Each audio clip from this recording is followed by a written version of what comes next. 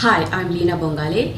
In part 1 of my presentation on building an effective cyber threat intelligence program, we saw what is a cyber threat intelligence program, its importance to any organization having a digital footprint, and what are the key activities of a cyber threat intelligence program. In case you haven't watched part 1 and would like to, I will provide the link below in the description box. In part 2 of the Cyber Threat Intelligence Program presentation, we will look closely at the threat risk, the actors, the delivery methods, and the mitigation suggestions that need to be highlighted for the executive staff, paying particular attention to the role of the individual you may be briefing.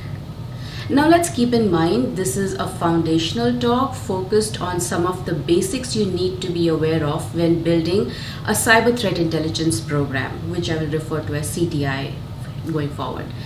I will continue to use a fictitious bank named Acme Incorporated and pretend to be the bank's CISO, presenting the CTI plan to the senior leadership team.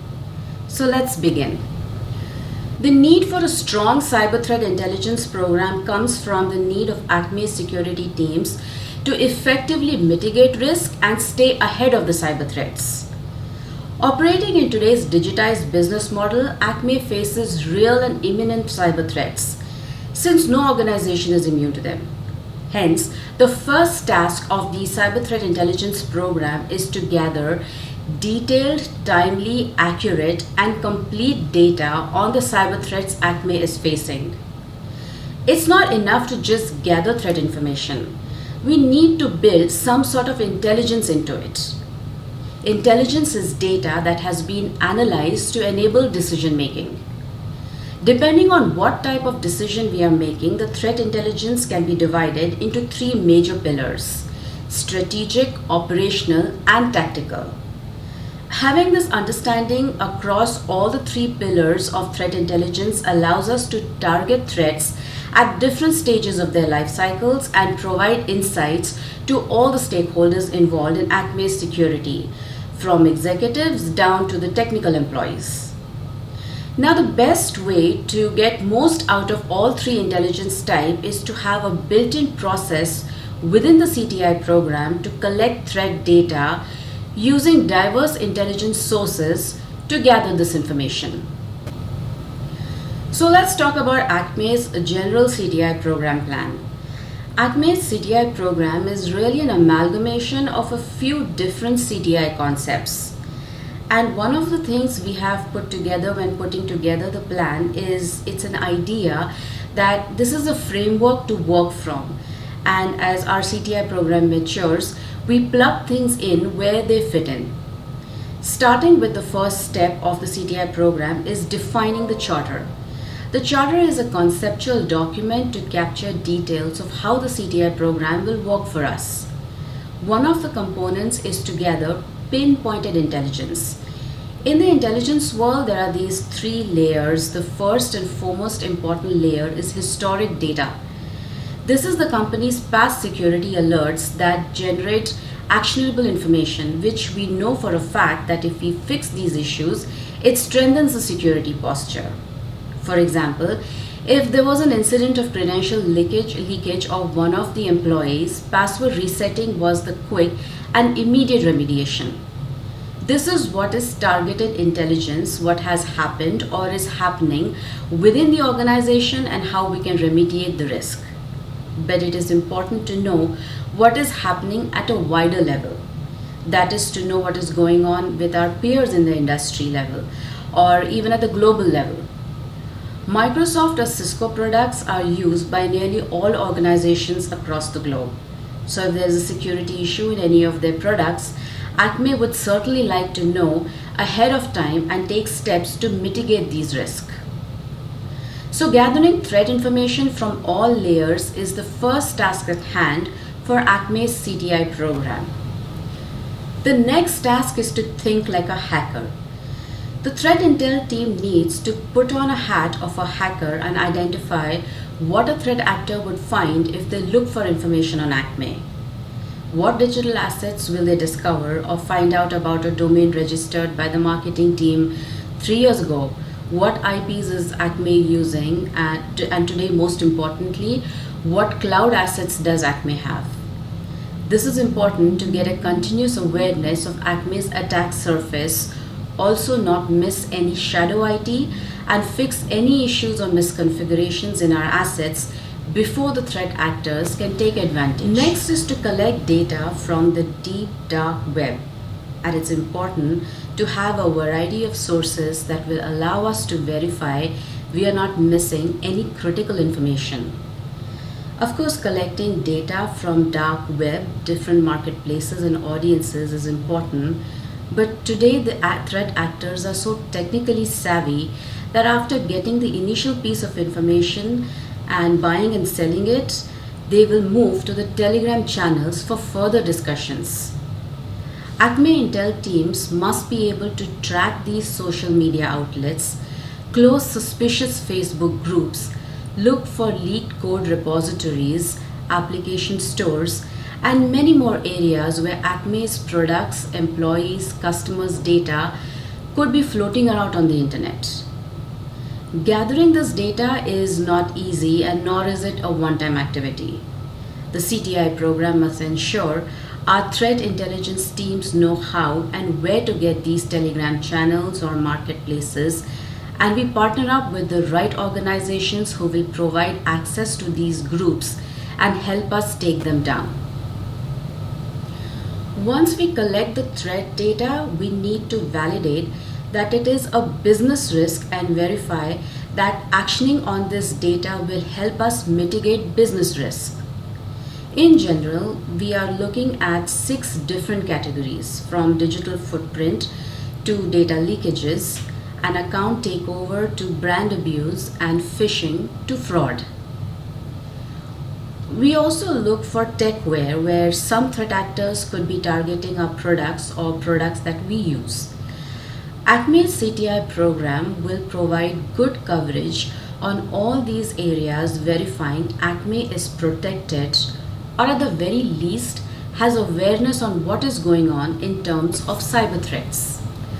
So far we have talked about the data collection aspect of the CTI program. Outputs of data where our produced intelligence will live, so we will have our report templates, their definition and cadences, recipients and stakeholders identified. And the purpose of all this reporting is not just to identify problems, we also want to remediate them.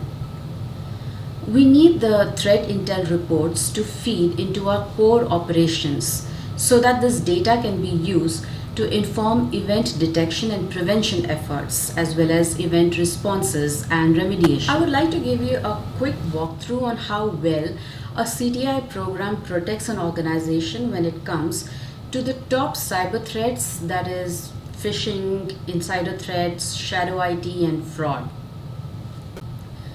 Let's begin with phishing. Phishing is a very common technique to gain access to user credentials or personally identifiable information, or any relevant information that the threat actor can exploit. In many cases, we see phishing attacks on big brands. You will see how good a phishing website looks. This page looks like a legit website, but in reality, it is a fake page. Here is another example. Here we see a list of 20 phishing sites, all targeting customers of a South African bank named Nedbank. The reason we are looking at this is because it closely is associated with Acme. It's another bank. And it's quite easy to see is that the structure of these phishing sites is very similar to Nedbank and netbankmoney.htm, which leads us to conclude, or at least suspect, that these websites were created using a phishing kit. So it's not just a single website created manually. It is actually part of a more sophisticated attack, and a phishing kit is probably one of the most cost-efficient ways for the threat actors, because they can create many different sites on different domains with very little effort. So how does the CTI program detect this? Behind the phishing kit, the CTI team can see some important information. They can see the word Spox and some other details referring to the threat actor's contact information. So this is a threat actor called Spox who is selling the phishing kit at an attractive price of $200. The threat actor has also published a lot of their marketing information, followed by a long list of financial organizations like Acme's website that can be created using Mr. Spock's phishing kit. Now let's talk about tools. Acme will need to invest in tools for information gathering. This does not mean we cannot do it ourselves, but gathering data is much easier and wider when done using a tool. Our analysts don't need to be subject matter experts if we have tools and standard operating procedures to go with them for uniformity of work. Necessarily, the standard operating procedures or SOPs must contain the concepts of how to use a tool, how it works, and what needs to be done to collect the data.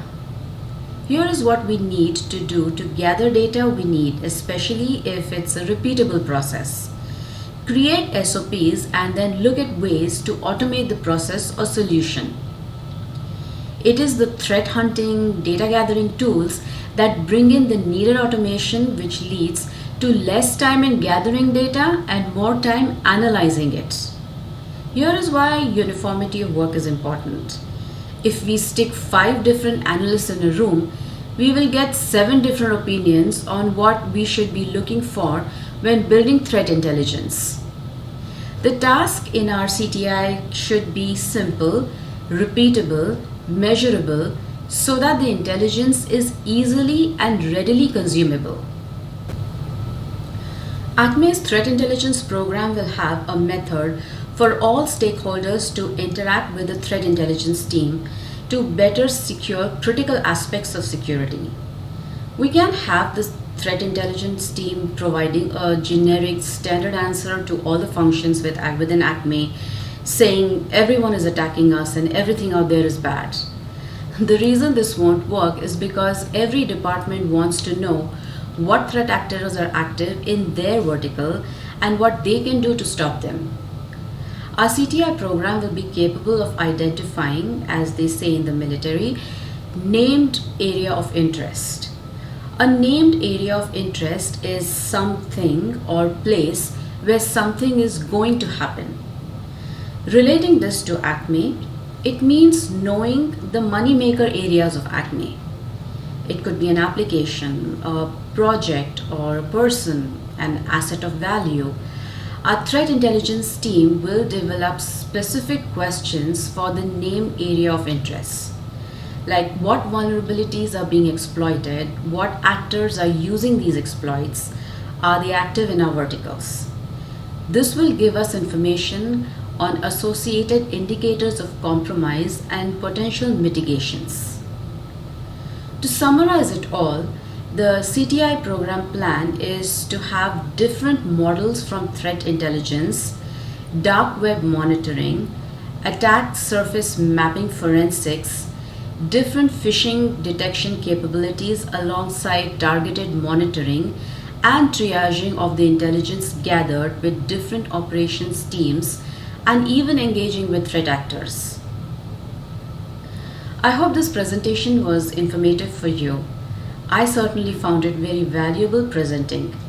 So until next time, be well and goodbye.